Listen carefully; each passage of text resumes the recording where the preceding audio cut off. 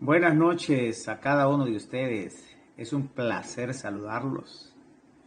A donde quiera que se encuentre usted en este momento, para mí es una bendición poder volver a interactuar con ustedes y gracias por los comentarios y gracias por los saludos que me han enviado ahí. Para mí es una bendición. Yo me he propuesto en mi corazón hablarles un poquito del Apocalipsis, pues ciertamente es un tema que casi nadie le gusta tomarlo, ¿verdad? Porque para muchos es confundido, para otros es eh, una relación muy incómoda de explicar, de expresar. Pero yo te quiero decir en esta noche que la palabra es revelada. Antes era oculta, pero Dios nos la reveló. Y hablar del Apocalipsis es tan sencillo como hablar de los 4 evangelios. Solo que tenemos que tomar en cuenta la simbología, a qué se refieren, qué es. Pero yo te quiero hablar hoy acerca de la iglesia de Éfeso. Una iglesia prometedora, una iglesia con un carácter maravilloso. Fue la primera que se nombra aquí, fue en el tiempo de los apóstoles, en el primer siglo. Una iglesia que tuvo caracteres maravillosos, aleluya, que históricamente sucedió de los años 30 después de la partida de Cristo a los años 100, o sea, en el primer siglo que estuvieron los apóstoles en su apogeo por la gracia de Dios. Se reconoce como una iglesia apostólica histórica, o sea, el verdadero fundamento de la iglesia. Aleluya. Y esto lo vamos a ver porque Dios tiene grandes propósitos. Y hoy vamos a comenzar con esta. En el próximo mensaje va a ser la segunda iglesia: Esmirna, Pérgamo, Tiatira, Sardis, Filadelfia y Laodicea. Vamos a encontrar cada mensaje de cada iglesia, porque esto es muy importante para conocer y entender lo que están estudiando conmigo la palabra. Pues voy a tratar de acomodarlos y darle muchos versículos bíblicos porque son necesarios, ¿verdad? Si alguno de ustedes necesita un tema o le interesa conocer parte de lo que yo les predico, pues también se lo puedo mandar por escrito. Para mí sería una gran bendición. Los estudios hechos para que sean comprensibles a la mente de todo cristiano, así como el Señor Jesucristo nos las entregó. Pero en el capítulo 2 de Apocalipsis, verso 1 dice: escribe el ángel a la iglesia de Éfeso, el que tiene las 7 estrellas en su mano derecha, aquel que anda entre los 7 candeleros de oro, dice esto. ¿Saben qué importante? Qué hermoso, porque vamos a estudiar versículo a versículo y capítulo a capítulo, y creo que son cosas maravillosas que hoy podemos entender. Las 7 iglesias a quienes se dirigen las cartas eran congregacionales situadas en las ciudades mencionadas. Claro que sí. Y empezamos con esta. Representan a todas las iglesias de entonces o en aquel entonces, al igual que las generaciones subsiguientes. Las cartas deben ser interpretadas desde el punto de vista histórico, pastoral y práctico. Aquí no hay confusión. Todo está escrito, todo está revelado. Es algo tan maravilloso que si usted se mete en la mente del autor, vas a comprender cada escrito, cada palabra, con la aplicación inmediata para las iglesias de Asia. Esto no fue en Israel, esto fue en Turquía, a donde estuvieron todas las iglesias, o se nombran las 7 iglesias. Dice que además que nosotros debemos asumir la responsabilidad de entender y conocer todos los pensamientos de Dios. Eso dice en 1 Corintios 2:14. Aplicamos de inmediato lo que Dios tiene como contenido. Y permanentemente agregamos de que Dios siempre sigue siendo el mismo. Claro que sí, ofreciendo elementos de juicio para determinar cuál es la situación espiritual ante el Señor y con un valor permanente para la experiencia personal. Al exhortar al individuo a ser un vencedor, aleluya, cada individuo, a cada persona, la escritura de las cartas obedece al patrón definido. No hay otra forma. Aleluya. Además dice una encomienda para el ángel. Una de las partes importantes de estas 7 iglesias es el carácter o la formación en la que Dios dirige cada encomendación. La primera es una encomienda para el ángel o mensajero de la iglesia que se menciona. A cada iglesia, a cada pastorado, cada obispo, una descripción del carácter de Cristo. Como tercero, una alabanza a las buenas cualidades, a excepción de Sardis y Laodicea. Una censura general, a excepción de Esmirna y Filadelfia. Una corrección con varios expectativas. Un reto repetido 7 veces a partir de la 4ª carta. El reto sigue a la promesa del pacto. Vean qué importante. Y como último, una promesa de pacto, que es una faceta del mismo Cristo y un regalo para cada miembro de su cuerpo.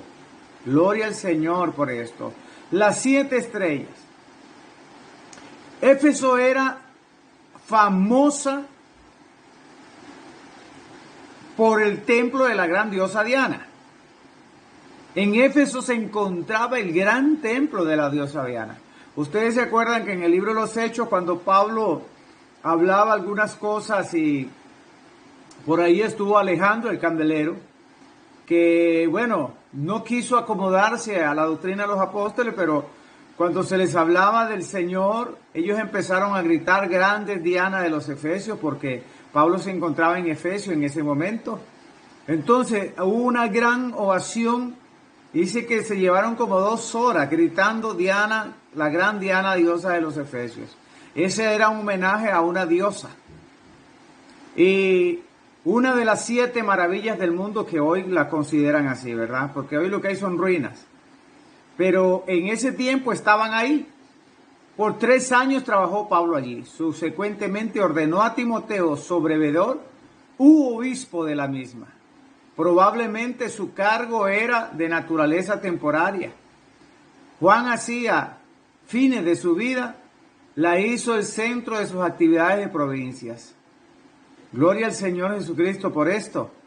Dice el que tiene oídos, el que tiene las 7 estrellas, el que tiene el corazón en la mano va a entender este mensaje maravilloso. Primeramente, en Juan 10, 28, 29 dice, todos los que vinieron antes de mí son ladrones y bandidos. Las ovejas no le escucharon. Yo soy la puerta. Si alguno pasa por mí, se salvará. Podrá entrar y salir, encontrará todo lo que necesite. Aleluya. Yo estoy hablando de una palabra que es Biblia para todos. Me gusta la versión y creo que me identifico mucho con ello. El título de Cristo aquí, el que tiene asidas en sus manos, las 7 estrellas, denota autoridad y posesión sobre estas 7 estrellas. De donde dice tiene asidas, en vez de que tiene asidas. O sea, me voy a explicar un poco más. A Él le pertenecen y Él las tiene en sus manos. Él gobierna el centro de sus iglesias. Aleluya. El cual anda en medio de los 7 candeleros. Recuerda con el principio de su carta a las 7 iglesias en representación a la iglesia cristiana. Andar en medio de las 7 iglesias es actividad incansable, en su iglesia. O sea, Él está intercediendo, Él se mueve, Él está siempre 24/7 buscando cuidar su iglesia. Aleluya.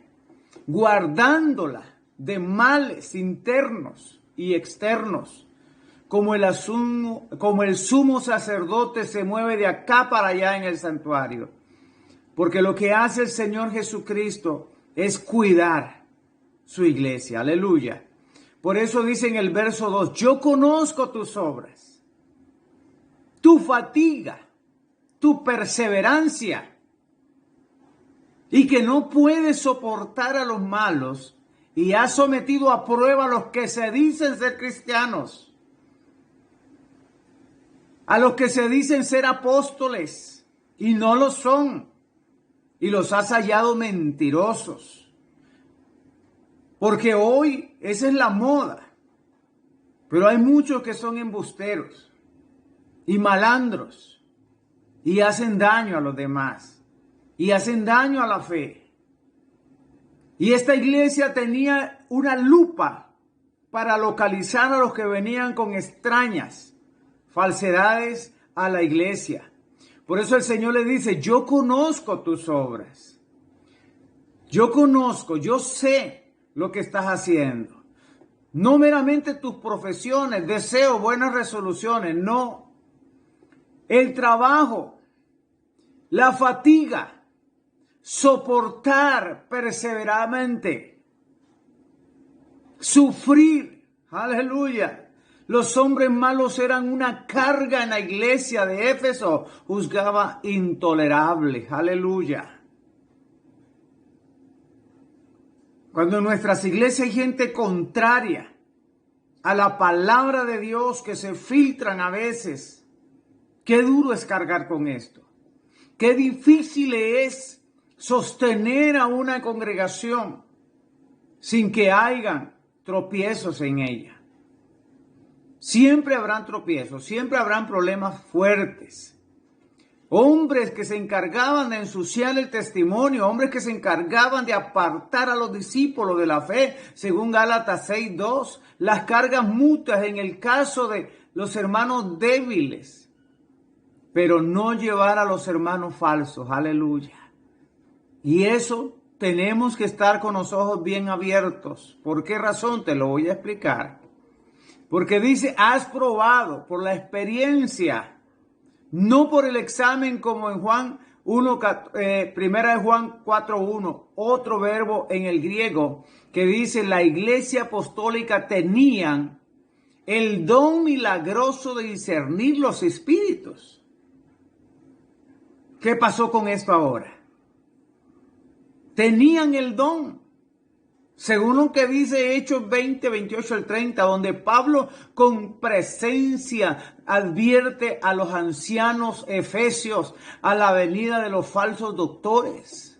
Pablo se paró y él les dijo, vendrán momentos difíciles y entre ustedes se meterán encubiertamente hombres que apartarán a la gente de la verdad, a los cristianos de la verdad, donde Pablo con paciencia advierte a los ancianos de Efesios a la venida de los falsos doctores, como también cuando escribió a Timoteo cuando éste estaba en Éfeso, según en el tiempo de Tertuliano. Qué tremendo, ¿verdad? Dice que cuando un escrito que pretendía ser la historia canónica de los hechos de Pablo había sido compuesto por un presbítero de Éfeso, Juan censuró al autor y condenó la obra. Era una ocasión, se negó a posar bajo el mismo techo con Cerinto el hereje. O sea, Pablo no quiso posar con este falso, porque era un hereje, él estaba desviando a la iglesia del plan divino de Dios.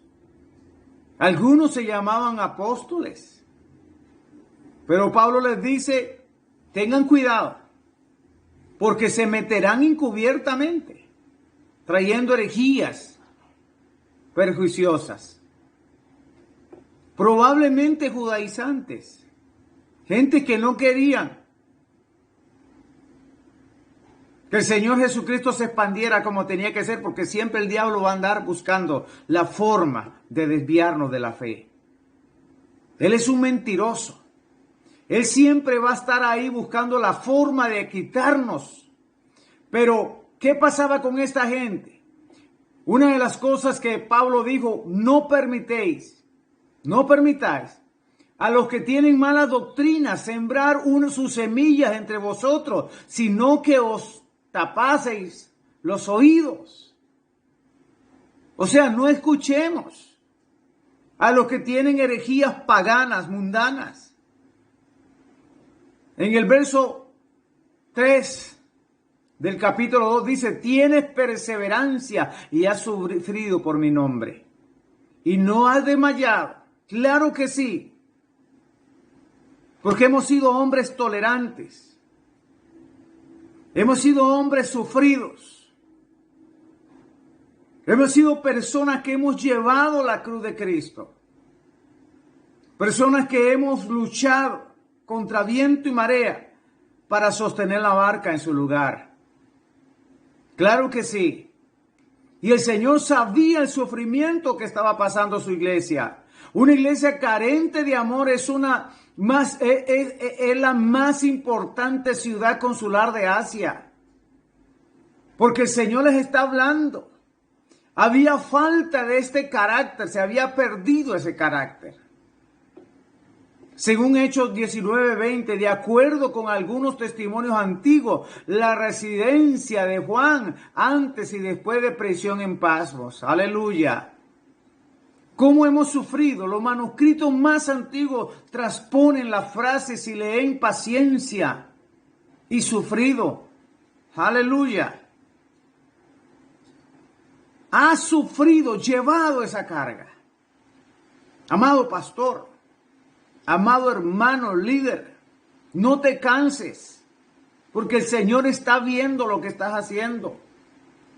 Y dice, mas no puedes sufrir a los malos. Aleluya.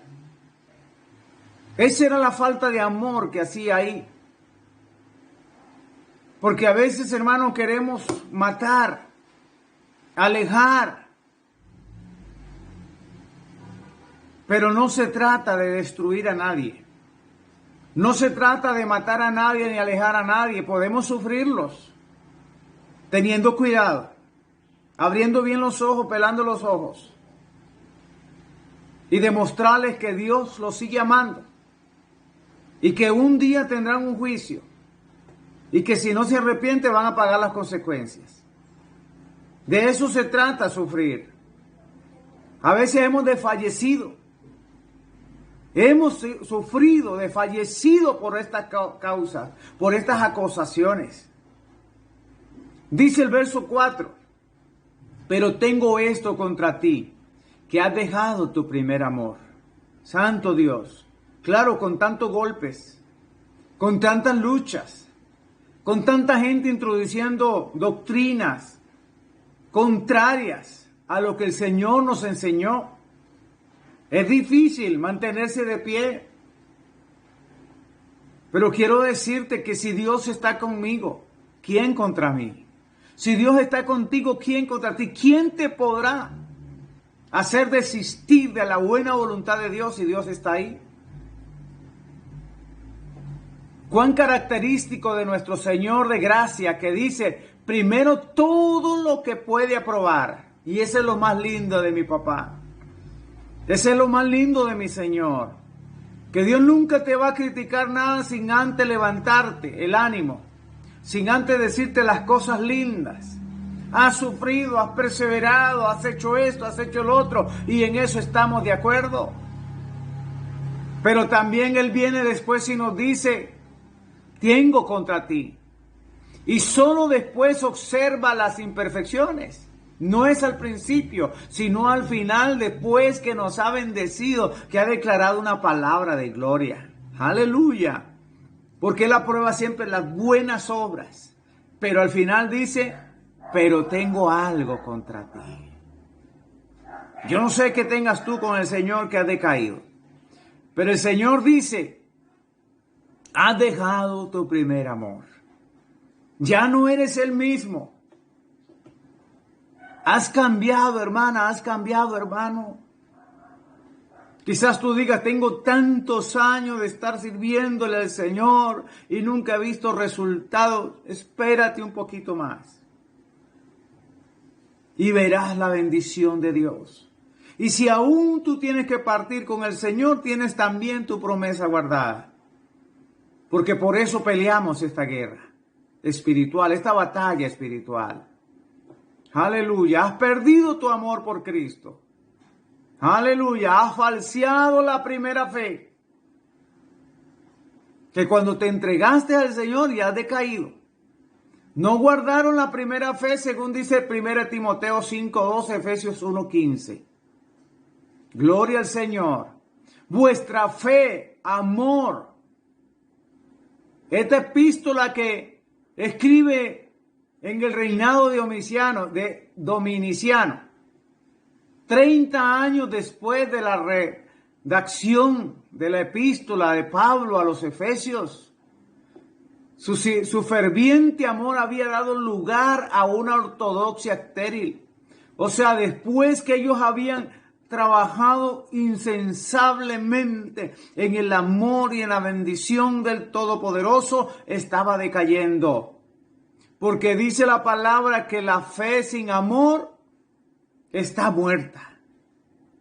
Y se necesita descubrir. Vean que el verso 5 dice, date cuenta de dónde has caído. Recupérate y vuelve a lo que antes sabías hacer. De lo contrario iré donde ti y cambiaré tu candelero de tu lugar. Eso haré si no te arrepientes. ¡Wow! ¿Cómo? Vea que el Señor nos habla que Él quitaría ese candelero si no nos arrepentimos de nuestra insuficiencia de amor. ¡Aleluya! ¿De dónde? ¿De cuán grande altura?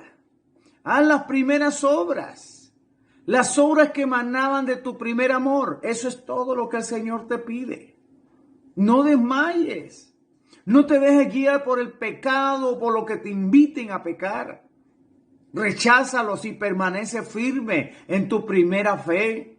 No meramente sientes tus primeros sentimientos, sino haz las obras que surgen del mismo, aleluya, principio, como antes, de la fe que obra por el amor. Aleluya. El Señor dice, vengo en juicio especial contra ti. Quitaré, removeré tu iglesia de Éfeso y la llevaré a otra parte. ¿Sabes qué, amado pastor? Hay veces que nosotros trabajamos y trabajamos y trabajamos en un lugar. Y a veces parece que no somos suficientes. A veces parece que mi trabajo nadie lo toma en cuenta. A veces pareciera que mi esfuerzo a nadie le interesa. ¿Tú te has sentido así también? A punto de renunciar a todo. Pero yo te digo una cosa. Si yo no vuelvo y torno a mi primer amor, de seguro voy a ser removido. No que yo sea destruido, sino que Dios lo pasará a otro lugar. Porque ciertamente hay tierras estériles, hay tierras que no dan fruto, hay iglesias que se acabaron, hay iglesias que están muertas.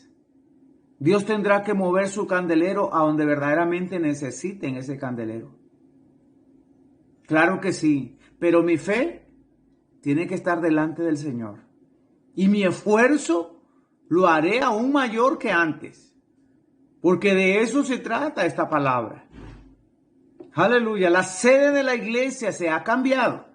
Claro que sí. Pero la iglesia misma sobrevive. Lo que en Oriente ha perdido, en Occidente lo ha ganado.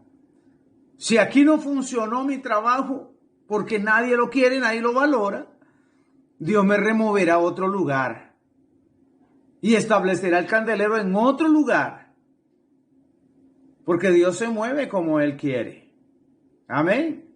No hemos perdido la iglesia sigue caminando, pero otros quizás necesiten más que estos que no les interesa. Aleluya, bendito sea el Señor. Uno que hace poco visitó en Éfeso, ¿quién fue? No encontró más que a 3 cristianos allí. Aleluya. Un hermano se fue a Éfeso y no encontró más que a 3 cristianos ahí. Eso dice la historia. ¿Y sabe qué? Y uno que hace poco visitó a estos lugares, eran tan ignorantes que apenas hubieron oído jamás los nombres de Pablo y de Juan. O sea, ni siquiera los conocían. Hágase lugar. Cuando una iglesia estuvo llena, una iglesia que era florescente en el tiempo, de pronto ya no había gente. Y si usted ve la historia, hermano, va a ver las iglesias de Éfeso en ruinas. Lo que pasó después. Dios removió la iglesia a otro lugar. Lo que Occidente no quiso, Oriente lo deseaba. Aleluya. Pero la iglesia seguía marchando por la fe. En el verso 6 dice, pero ya es algo positivo que rehaces la conducta de los nicolaitas, que yo también aborrezco. Que rechaces. Ya es necesario. Y esto está bueno. Algo había. Se perdió el amor, pero había algo que se rechazaba. Y era la doctrina de los nicolaitas. Aborreces la obra de los nicolaitas. ¿Qué era lo que hacía Nicolaita? ¿Por qué se le habla de los nicolaitas? Porque ellos tenían la doctrina de Balaam. Seguían los caminos de Balaam. Enseñaban al pueblo a pecar, a fornicar, a cosas inmundas. Gloria al Señor. Dice, con cuánto amor, después de la necesaria censura, vuelve a alabar a nuestro consuelo. Aleluya. Después que me regaña el Señor, después que exhorta al hombre de ese lugar, lo vuelve a exaltar. Y usted lo ve ahí. Claro que sí. Usted lo ve ahí que lo vuelve a levantar. Dice, para darle consuelo y como ejemplo para nosotros también, para que cuando reprochemos tengamos más placer de alabar que en censurar. Porque mucha gente te condena, te señala, te acusa, te mata. En nosotros no debe estar esto. Porque dice que nosotros tenemos que tener la mente de Cristo. Aleluya, su nombre. Y cuando tenemos la mente de Cristo, las cosas cambian, porque Dios es amor. Amén. Si hay que reprender, pero con amor. Si hay que exhortar, se exhorta, pero primeramente hay que alabarlo, cosas buenas que han hecho. Y después descarga lo que necesite descargar. Aleluya. Aborreces. Debemos aborrecer los hechos malos de los hombres, no a los hombres mismos. O sea, aborrezco las actuaciones de la gente que hace mal. Pero eso no significa que yo odio a nadie. Al contrario, los aprecio. Y trato siempre de darles la palabra del Señor, porque es necesario. Los nicolaitas confundieron evidentemente, aleluya, a algunos que probablemente pensaron que era uno de los ancianos, de los diáconos que escogieron en capítulo 6, 6:3 y 6:5 de los Hechos.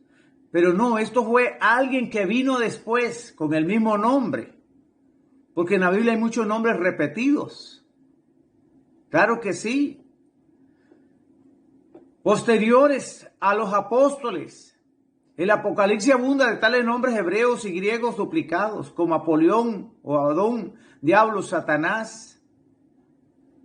Gloria al Señor. Verdaderamente nosotros necesitamos entender que siempre van a venir gente con otros pensamientos diferentes. Pero todos estos principios se verán y estarán siempre en la iglesia. Trataron de introducir en la iglesia una falsa libertad, es decir, con licencia, o sea, haga lo que usted quiera y punto. Esta fue una reacción radical en sentido contrario del judaísmo, el primer peligro que amenazó a la iglesia, combatido, que fue por el concilio de Jerusalén y por Pablo en la epístola de los Gálatas. Estos nicolaitas o seguidores de Balaam abusaron de la doctrina paulina de la salvación por la gracia de Dios, convirtiéndola en una invitación a la lascivia. Véalo usted ahí en la Biblia, segunda de Pedro 2:15, 16 y 19, Judas 1:4, Judas 1:11. Y usted se va a dar cuenta qué fue lo que estos hombres hicieron, los cuales lo describen a la misma suerte de seductores como discípulos de Balaam. La dificultad de estos que tomaron el nombre estigmatizado en la escritura como infamia, aleluya, diciendo que los gnósticos antimonianos fueron tan contrarios a Juan como el apóstol judaizante, que se asumieron por nombre del mayor honor. Uno fue Juan, aleluya, que fue estampado, aleluya, o programado o acusado con ignominia, aleluya, para decirlo mejor. Es una ofensa pública que sufre el honor o la dignidad de una persona o grupo social. Estos hombres venían con tantas cosas para infamarte, para causarte desprestigio de lo que tú eras, para colocarse ellos en el lugar a donde estamos nosotros. Aleluya.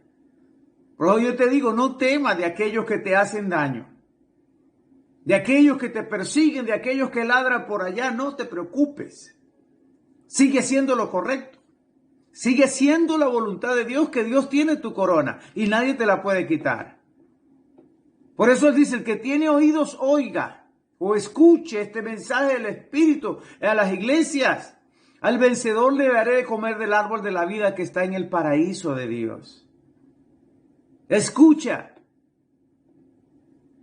Esta frase procede a la promesa de las primeras 3 cartas y le sigue en las otras 4, de modo que las promesas están cercadas por ambos lados, por el precepto que urge la mayor atención como las verdades más importantes.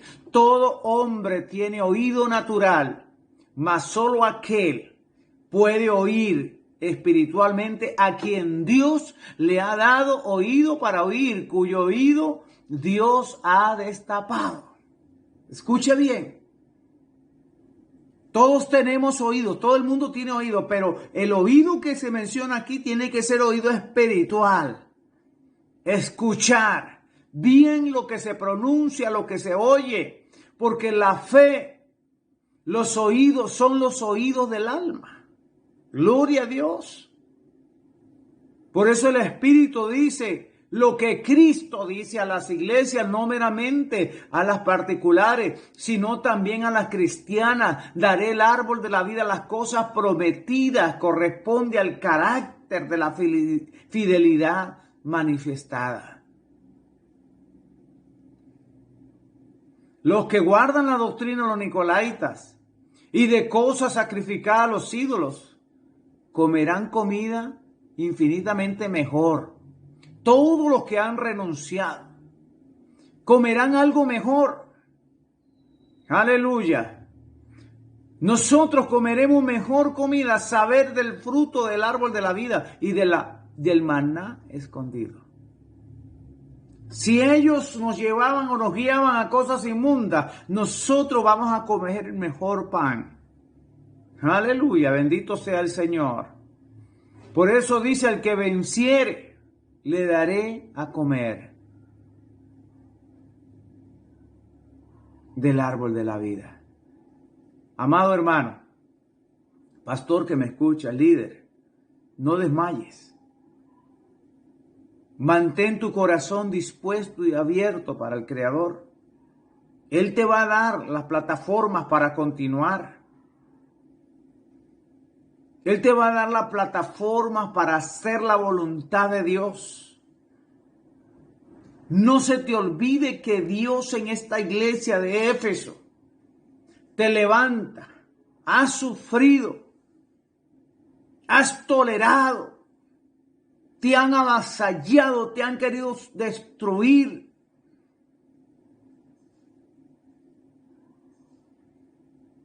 Pero el Señor te sigue amando. Y el Señor quiere que perseveres un poquito más. Un poquito más. Un día a la vez. Un día a la vez. Un paso a la vez. No desmayes. Porque si tú estás parado ahí, es porque Dios te puso ahí. Si tú estás luchando en ese lugar, es porque Dios te puso ahí. Pero no dejes que los malos te transformen tu corazón en odio y en amargura. Antes suéltalos. Libera tu corazón para que no te hagan daño. Que la paz del Señor Jesucristo esté sobre ti. Muchas bendiciones en esta noche. Que el Señor te guarde.